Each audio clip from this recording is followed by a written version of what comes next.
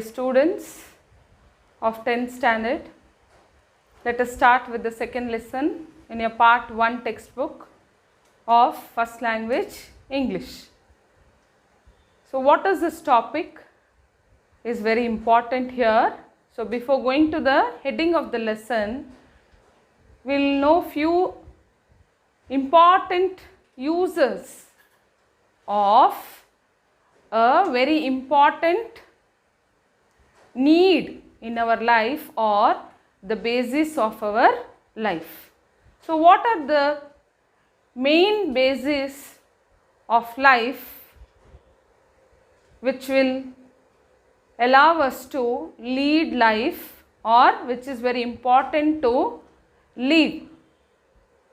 So mainly you all know one is the air, the other one is the food, and the important one, that is water. Water is very important for all the living beings to live. Water is very useful for human beings in various aspects. Without water, we cannot even think about our life. So it's a part of a life which is very much needed, because if we don't drink water or if we don't have water, I think our life itself comes to an end. Water is available very easily. That's why I feel as human beings we have not even still come to the position to know its importance. Why am I telling this sentence is, we are wasting water, we are polluting water, and we never think a lot how we can conserve water. Here one important thing is, this water helps us to lead a very healthy life. You might have heard from your doctors or maybe from your nutritionist, or it is a simple suggestion given by everyone: drink lot of water. Drink lot of water. If you drink lot of water, you can maintain your health. And when you drink water, you will be very specific that it is purified, all these things. So why is the need of this purification? Because we being the human beings, we are the main reason for polluting this water also. So we have to see to that the water is conserved, the water is kept clean, or we have to even protect the different sources of water, that too the natural sources of water. Thus we can conserve the water even for the future generation. Already we are seeing lots of fluctuations in the environment, in the weather, and so many disturbance when it comes to our natural process within which we are living our life. A very beautiful lesson or informative lesson which is being presented today, and which is very important regarding your examination also. If you try to understand things clearly, I feel generally you can write your answers, but more than that, you should try to inculcate many aspects that are given in this lesson, which are very important to conserve water and keep it clean, so that our natural process can go about without any problem. Now see this heading that is given here, that is the Elixir of Life. The Elixir of Life, and the writer here is a well-known scientist, that is C.V. Raman. So one picture has been given you it has been given here, which is telling or which is giving you a message that each drop of water is also very valuable because it is the main basis of your life. Now, what is the meaning of this word? It is very important. The elixir. See, what was given in our mythological stories is that time Amrita was consumed for eternal life. Means Amrita was considered as a very important or a pure liquid which could be consumed and you could get the eternal life. But here, what is Amrita on this earth? We all know that we cannot live forever. We cannot live forever, but we can live a life in a proper way or in a healthy way or for at least many years without any problem when we consume water. So, here the water is compared to the elixir. Elixir means here you can also call it as the Amrita or the liquid which is very important for our life. So, the lesson here is the Elixir of Life written by C.V. Raman. Now, we will know about the writer. C.V. Raman. Sir C.V. Raman, he was born on November 7th in 1888 in Tiruchirappalli in Tamil Nadu. So, he is the well-known scientist. His mother tongue was Tamil and his parents were Chandrasekhar Iyer and Parvati Amal.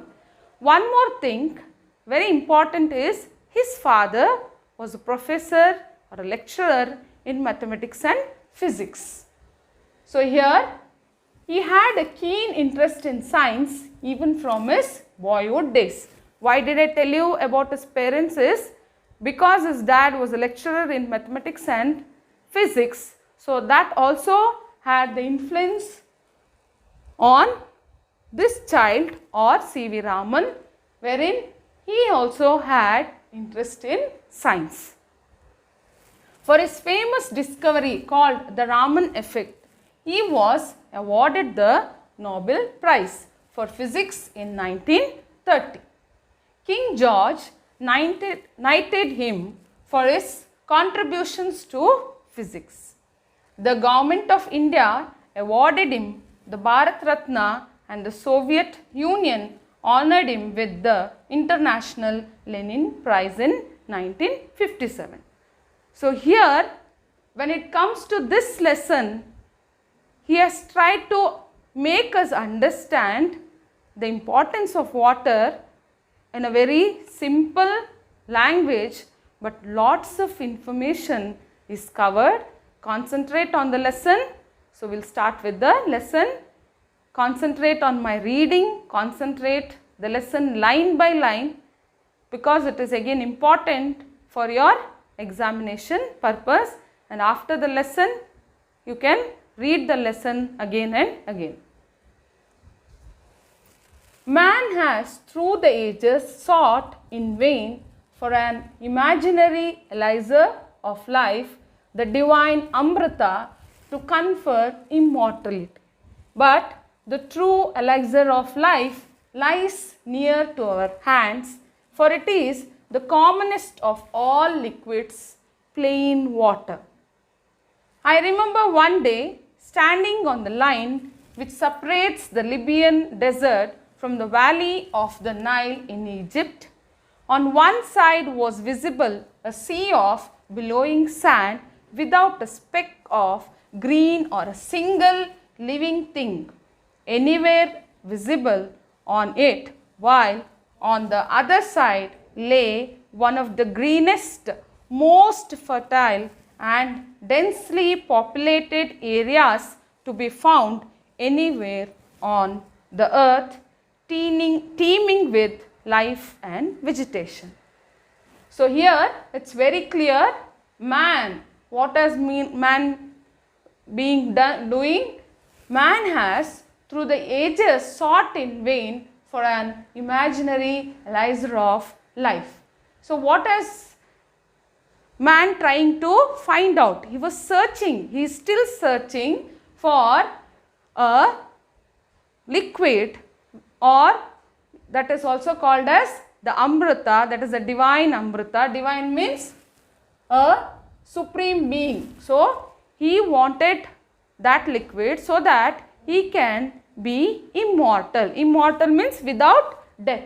So he is going on searching for that, or he is sorting. Sort means to sort is nothing but to find out, and it is in vain. So what discovery or search or whatever he is doing for getting a liquid which will keep him immortal, it is in vain. It is waste.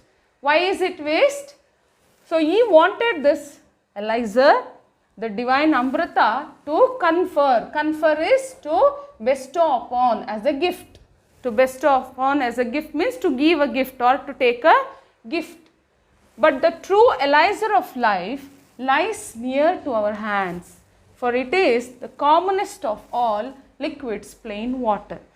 So what is the main aspect we did not concentrate is, we had that Elixir of life very close to us or very close to our hand, that is in your house or in your surrounding. You did not ever try to find it out. It is the commonest of all liquids, that is the plain water.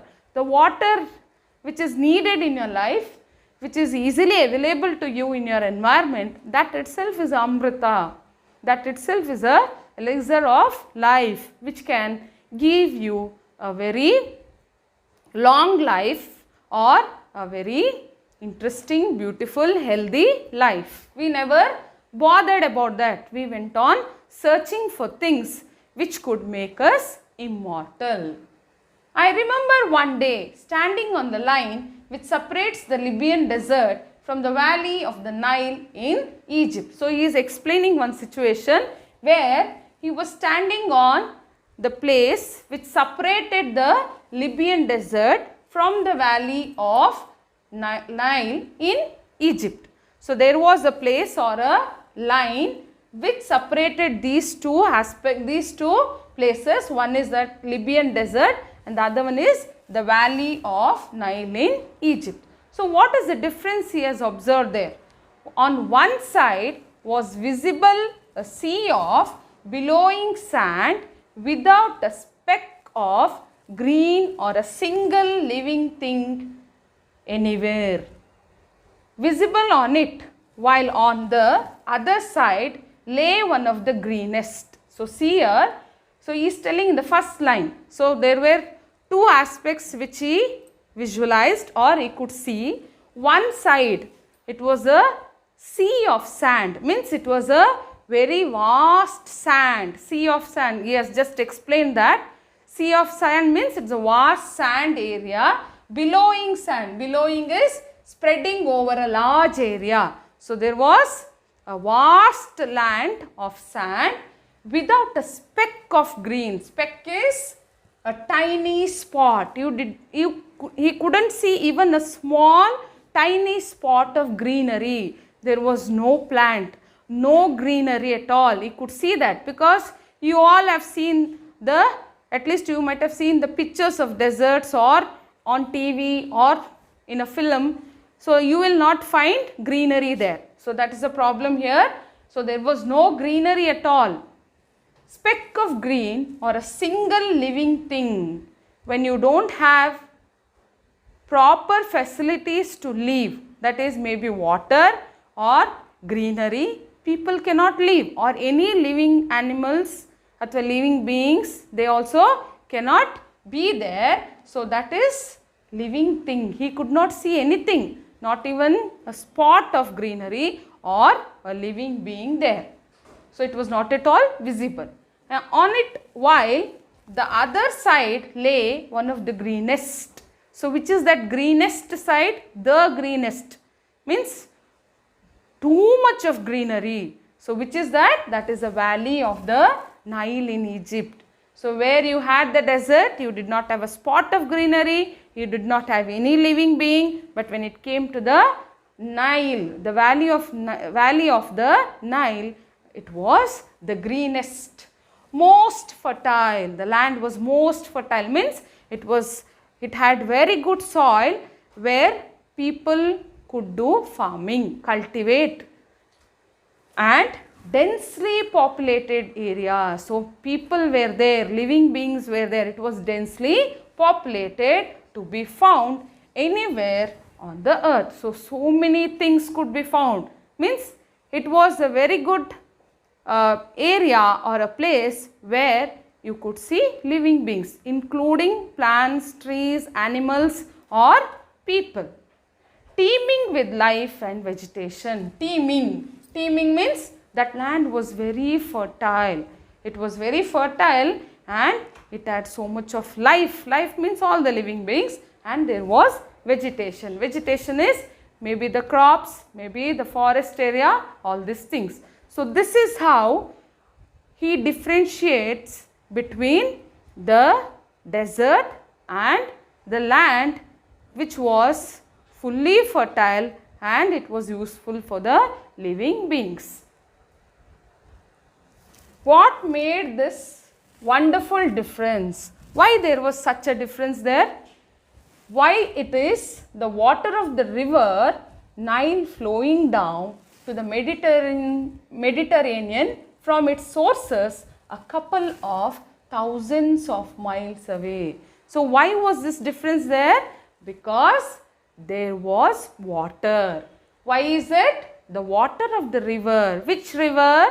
Nile river. It was flowing down to the Mediterranean from its sources a couple of thousands of miles away. Because of the flow of that river, because there was water, that's why it became the basis of life. It gave the place for the livelihood of human beings, animals, and it had great vegetation. Geologists tell us that the entire soil of the Nile valley is the creation of the river itself. So it is very important. So and the geologists, they tell that the entire soil of the Nile valley, means the valley beside the flowing of Nile river. So who has created it? How is it created, that Nile valley? Because of the soil, because of the Nile river. So when the rivers flow, they carry soil with them, they carry the particles of soil, or they bring fertile soil. That is the reason this was created. It was brought down as the finest silt in its flood waters from the highlands of Abyssinia and from remote Central Africa, and laid down through the ages in the trough through which the Nile flows into the sea. Egypt, in fact, was made by its river. So the basis of Egyptian civilization, I think all of you have studied in your history. So because of the Nile river itself, you can just tell that there was the existence of the Egyptian civilization. That is what is given here. So what happened when the water was flowing? How did it flow? With the water, it brought the finest silt. Silt is a bed or layer of mud and sand. So the water brought with it, and from where did it bring? It brought from the highlands of Abyssinia. Abyssinia, former name of Ethiopia, and it was from remote Central Africa, and all the silt which was brought, it was laid down there. Laid down means on the banks of the river, the silt got deposited. The ages, so since many ages, in the trough through which the Nile flows into the sea. Trough is a channel. The water as it flows, you see how the river flows. So that path, that is called as the trough, the channel through which the water was flowing. On the sides of that trough, the slit was deposited. That's why they are telling here, Egypt in fact was made by its river. So the whole Egyptian civilization, or the Egypt, you can call it, or you can tell that it is made, or because of that Nile river itself, the Egypt is formed. Its ancient civilization was created and is sustained by the life-giving waters which come down year after year with unfailing regularity. So here, as I told you, the ancient civilization, that is nothing but the Egyptian civilization. So it was created and is sustained. Sustained is kept alive. So kept alive means the people could live there without any problem, with all the basic facilities, by the life-giving waters, means because of the Nile river, which come down year after year with unfailing regularity. So every year when the river keeps on flowing, so the life can exist there, because the basis of life, that is there, the water is there, the fertile land is there, you can grow things, agriculture or farming activities can take place without any problem, and thus it leads to a life or the life activities. I give this example and could give many others to emphasize that this common substance which we take for granted in our everyday life is the most potent and the most wonderful thing on the face of our earth. It has played a role of vast significance in shaping the course of the earth's history and continues to play the leading role in the drama of life on the surface of our planet. Very important paragraph which tells you that how important the water is in our life, but even then I think that importance is not given to water by the people. Instead, we go on searching different things to lead a healthy life or to keep us healthy for many years. I give this example and could give many others to emphasize that this common substance which we take for granted in our everyday life is the most potent and the most wonderful thing on the face of our earth. So one example the writer has already given, that is the Nile river, and because of the Nile river, how the Egyptian civilization or the Egypt could get shaped or it existed, and how the people are leading life. So he is telling, I have given this example and I can give many more to emphasize to lay stress on or to give importance and tell you all this common substance which we take for granted. We are not bothered. We feel that it is easily available. We have taken it granted in our everyday life. Is the most potent. Potent is powerful, very powerful, and the most wonderful thing on the face of the earth. Why is he telling the face of the earth? Because it is a part of the earth. So when you have seen the earth, or if you have seen the model of the earth, or when you have seen the globe, so you see the most part of the earth, it is covered by water, and when you see that, it is really a beautiful view. So that's why we are able to sustain still. It has played a role of vast significance in shaping the course of Earth's history and continues to play the leading role in the drama of life on the surface of our planet. So this water has got its own significance in shaping the course of Earth's history. So whenever you want to know anything about Earth, or if you are trying to know something about the history of Earth, so whatever it is connected with the water. So this has played a significant role in shaping the course of the Earth's history. And one more thing is, it plays a leading role when it comes to the life on this earth. That is calling it as the drama of life on the surface of our planet. So many living things, variety of living things, they can sustain, they can live or they can lead their life only when there is water. Water is the basis. With water you need air, with air you also need food. But when there is water and air, it's very easy to get food also. There is nothing which adds so much to the beauty of the countryside as water, be it just a little stream trickling over the rocks or a little pond by the wayside where the cattle quench their thirst of an evening. So here he is going on explaining about the beauty of the countryside. Countryside is the rural section. The rural section on this earth.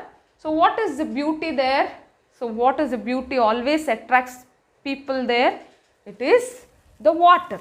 So how do you see them? In different ways, or you get the different views of the water. As water, be it just a little stream. So the water flows as a little stream trickling over the rocks, or a little pond by the wayside where the cattle quench their thirst of an evening. So when you go to the areas, that is especially the rural areas, or when you go towards the Western Ghats or the Ghats, or when you go in the Malnad areas, you might have experienced the little stream of water. They will be flowing over the rocks. They will be trickling. Trickling means you can see the droplets even moving about when they flow, and it is a beautiful scenery to see. The other one is the small ponds. So the small ponds will be there. Wayside means when you go on moving. So many places, especially when you travel or when you go by walk, so you get to see small ponds, and there the cattle quench. Quench is to satisfy their thirst. Thirst means when you feel thirsty, what do? You drink water. So that is what quench their thirst of an evening. Usually when the cattle go back home after going around, when they go back, they drink water there. So all these are the beautiful views of water. The other one is very important. The rain-fed tanks that are so common in South India, alas, often so sadly neglected in their maintenance, are a cheering sight when they are full. So here is a picture of the rain-fed tanks. So usually some of them are artificially created when there is a need of farming, when there is a need of water. So they dig very wide areas, then they cover it with the, very large tarpaulin sheets, and the rain water is kept conserved inside it. That is one thing, the rain-fed tanks. The other one is the small ponds. The small ponds usually created for the conservation of rainwater, or you can also call as the rain-fed tanks. So this rain-fed tanks, they are very common in South India, and their maintenance is not very well done. Whenever needed, it is used, and it is really a cheering sight. When you see those ponds or those rain-fed tanks, you feel very happy. They are of course shallow, but this is less evident since the water is silt laden. So they are shallow, they are not very deep, they are shallow, but you cannot get to know very clearly because the water what is in those tanks, they are silt laden, means the muddy water. Laden is heavily loaded, the muddy water. So because of that muddy water, you cannot come to know how deep it is, but usually they will be shallow. And this muddy water throws the light back. The light cannot go deep into the water because of the silt in it, and because of that you cannot know the bottom of that tank, and the bottom does not therefore show up. You cannot see it. These tanks play a vital role in South Indian agriculture. Mainly these tanks are used for the agriculture purpose. Some of these tanks are surprisingly large, and it is a beautiful sight to see the sunrise or set over one of them. So when they are in very big size or a large size, so they are very beautiful to see, and you can also see the sight of sunrise or sunset over one of them. So mainly these rain-fed tanks are useful for conserving the water, or those tanks will be completely full when there is rain, and this water will be used for the farming or the cultivation. Water in a landscape may be compared to the eyes in a human face.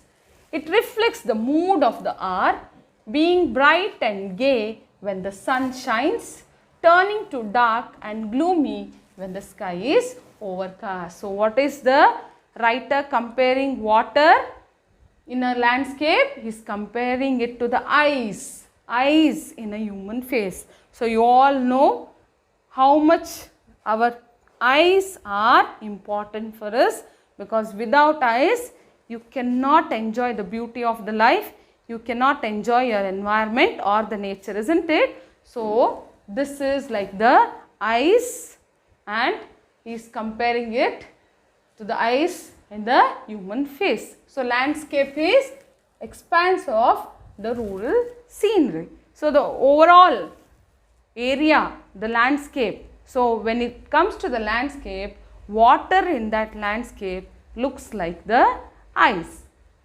It reflects the mood of the hour, being bright and gay when the sun shines. So in the morning or in the daytime, when the water is seen, when you see the water, what do you feel?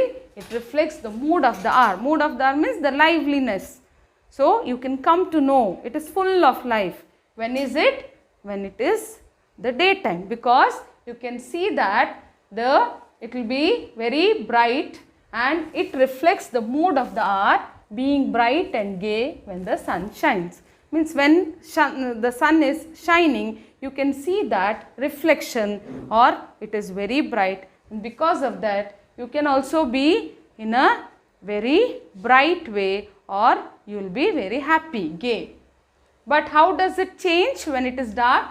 Turning to dark means when the sun starts setting, it will be dark and gloomy when the sky is overcast. Overcast means the cover which is covered with clouds. Maybe it is during the sun setting time, or when there is clouds, when it is almost dark.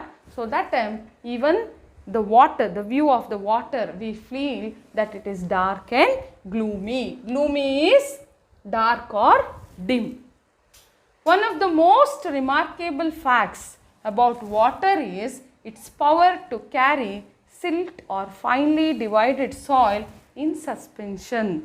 So this flowing water, so it has got its own characteristics. So one of the remarkable fact which we can never change is it can carry, or it has got the power to carry the silt or finely divided soil in suspension. So it can carry that silt or the finely divided soil in suspension. Suspension is the state of water with very small particles of sand and other particles. It can carry all these particles with it when it flows. This is the origin of the characteristic color of the water in rain-fed tanks. So how this rain-fed tanks get that color? Because when the water flow, they carry these particles, and thus it is the origin of the characteristic color in that rain-fed tank. This color varies with the nature of the earth in the catchment area and is most vivid immediately after a fresh inflow flowing rain. So here, how does it get this characteristic or the color of that water? It varies with the nature of the earth in the catchment area. Catchment area is an area which collects plentiful rainfall. So when there is an area which gets plentiful rainfall, so thus there is a variation in the color or the characteristic of the water. So if the area gets that is plenty of rainfall, then the color changes or depends on the rainfall. That is what is the meaning here. And is most vivid. Vivid is full of life. Full of life means you enjoy the scene there. Immediately after a fresh inflow following rain. So when there is rain, so when there is heavy rain, you see the flowing of water. So once there is rain, then you get to see the fresh inflow, means again the water will be filled into that rain fed tanks, and that time really you enjoy that view to see, or it is full of life. Swiftly flowing water can carry fairly large and heavy particles. When the water flows very swiftly, means very fast. When there is heavy rainfall, you might have seen how fast the water flows, and they can carry even the large and heavy particles. Example I can give you here is when there is flood. When there is flood, you see the power of the water.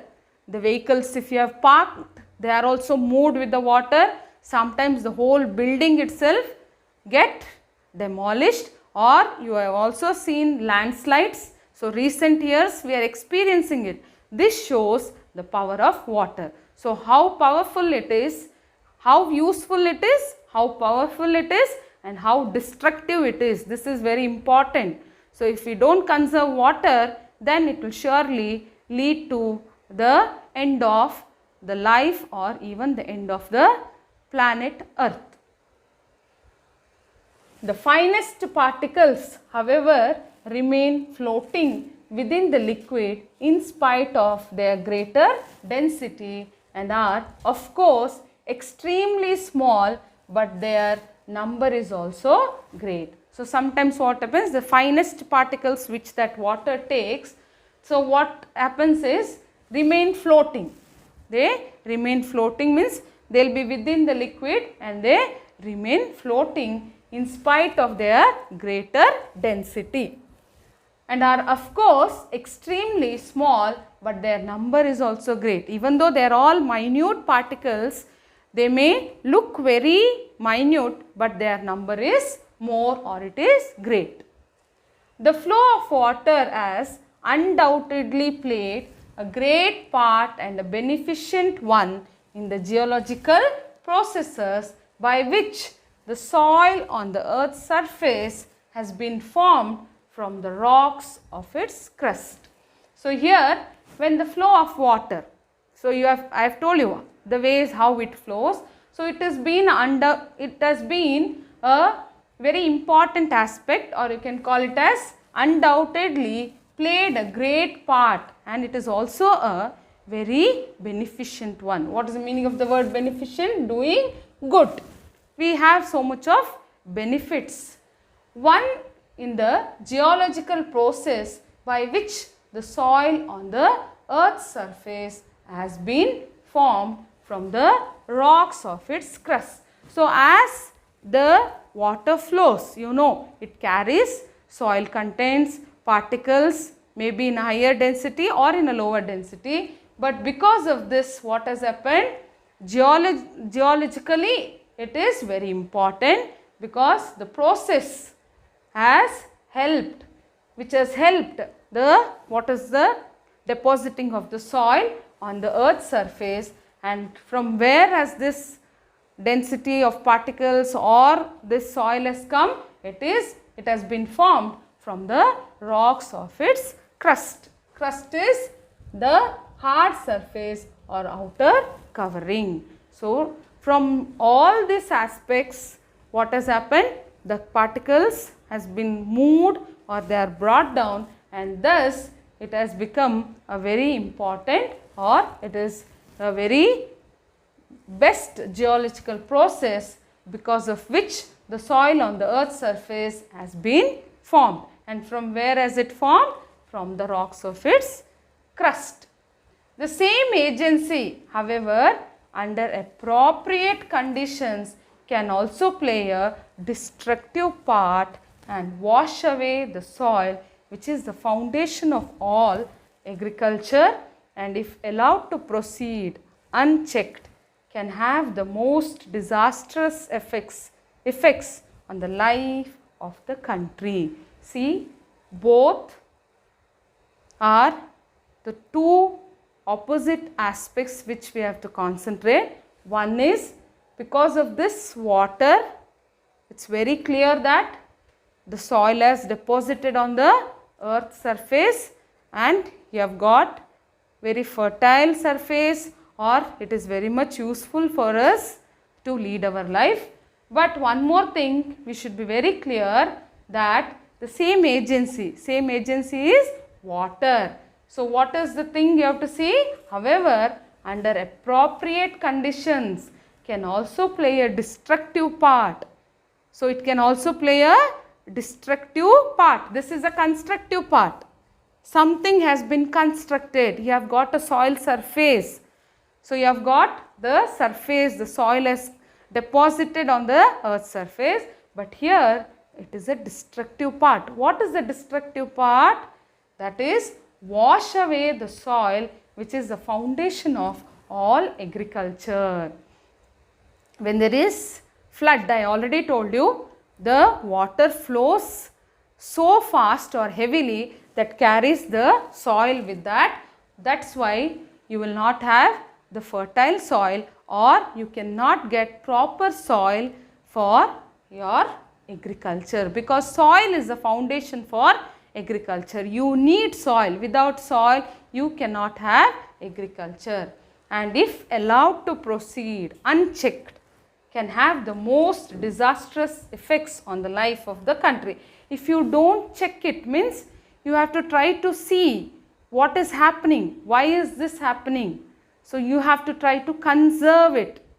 So if you don't conserve, if you don't take proper measures, what will happen? So this will be a disastrous situation. It will have disastrous effects on the life of the country. So the survival of the living beings will be difficult. The problem of soil erosion is one of serious import in various countries and especially in many parts of India. So this is important. When there is flood, when there is heavy rainfall, most of the upper layer of the soil is carried with the water, and that is called as the soil erosion. Sometimes it is not only the upper part, even the most alluvial soil or the fertile soil is also removed. That's why you see the trees get uprooted, or you will have landslides. Even we have experienced the landslides on the hilly areas. All these things will lead to a serious problem. So is one of serious import. Import means to bring. Import in various countries. Import means here this is a very disastrous situation in many of the countries. How is this imported is because of the heavy rainfall, and especially in many parts of India. In India, I think since 3 to 4 years we are facing it a lot, means most of the areas. Before also we had experience, but nowadays we are experiencing it a lot. The conditions under which it occurs and the measures by which it can be checked deserve the closest study. So what we have to do is now, being a very intelligent living being on this earth, that is none other than the human beings, what we have to do is the conditions under which it occurs. Why is it happening? On what condition this is happening? The soil erosion, you have to check it, you have to know about that, you have to study about that, then you have to take measures by which it can be checked, and that is the main thing, or it deserves the closest study. Means you have to study it very closely. You have to give lots of importance, especially the natural disasters.